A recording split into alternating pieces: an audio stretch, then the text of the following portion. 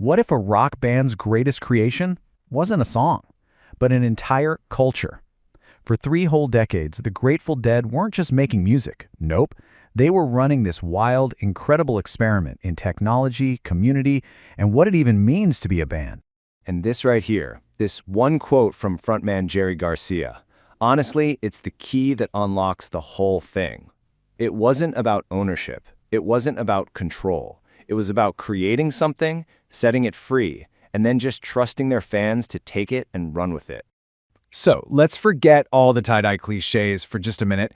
We're about to dive into how a group of folk musicians basically, and kind of accidentally, invented a form of social media, completely revolutionized concert sound, and built a business model that, the music industry still can't quite figure out. Okay, so here's the deal. To really get the Grateful Dead, you have to see their entire career as this unique meeting point of art, technology, and just incredible fan participation. They didn't just play concerts, they built a whole world. And where does this world start? Well, maybe not where you'd think. It's not with screaming electric guitars and massive stadiums.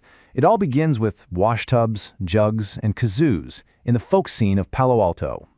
Back in 1964, they were Mother McCree's Uptown Jug champions. And just look at the gear they were using. This is pure, old-school folk stuff. You had Jerry Garcia on the banjo, and a teenage Bob Weir was blowing into a jug and playing a washtub bass. It was all about having fun and channeling that old-time American music. But man, things changed fast. Like blink and you'll miss it fast. The British invasion was happening, they wanted a bigger sound, so they plugged in. They became the Warlocks, and within a year, they were the house band for author Ken Kesey's infamous mind-bending acid tests. They even found their iconic name through something called bibliomancy. Garcia literally just opened a dictionary at random, and his finger landed on the entry for Grateful Dead, this old folklore term about a spirit helping a mortal.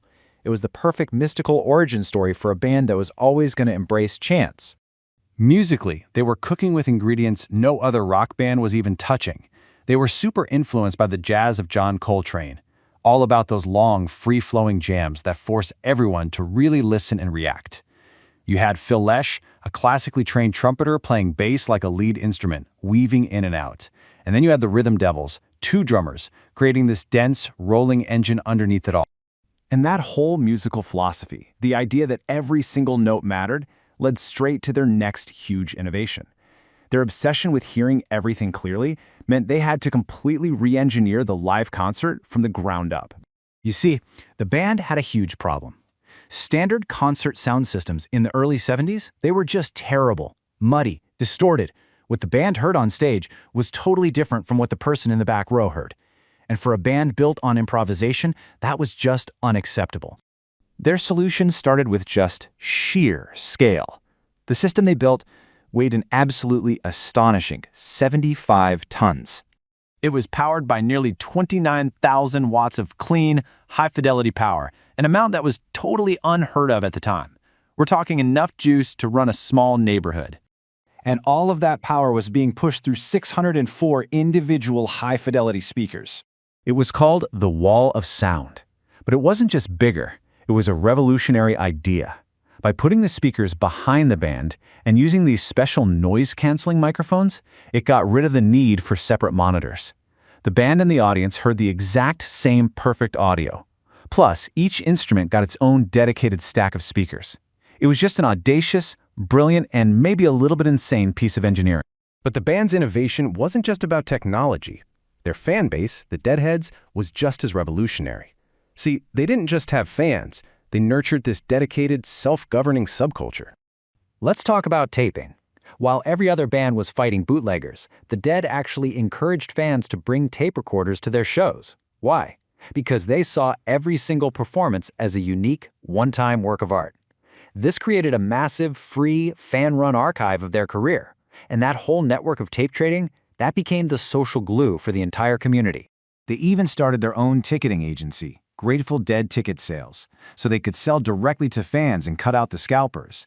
And it turned buying a ticket into this beloved, quirky ritual.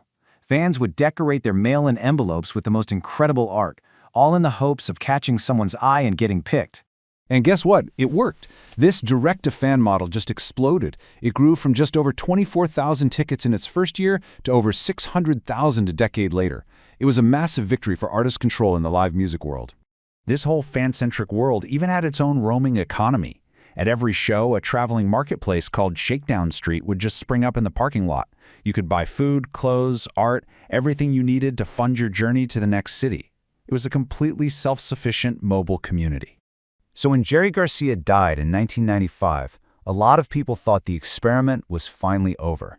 But the institution they'd built, this really deep, symbiotic connection with their audience and their music, it was designed to outlast any single person. And it has. The surviving members have continued to tour in all these different forms, from the other ones to the hugely successful Dead & Company with John Mayer. Each new version of the band brings the music to new generations, proving that the songs and the culture, they're the real headliners. So, what's the ultimate takeaway here? The Grateful Dead were more than a band. They were proof that another way was possible. They showed you could build a thriving, intensely loyal community by giving away your art, by trusting your fans, and by focusing on that shared experience. And you know, their open-source philosophy feels more relevant than ever today, leaving us all with a pretty big question to think about.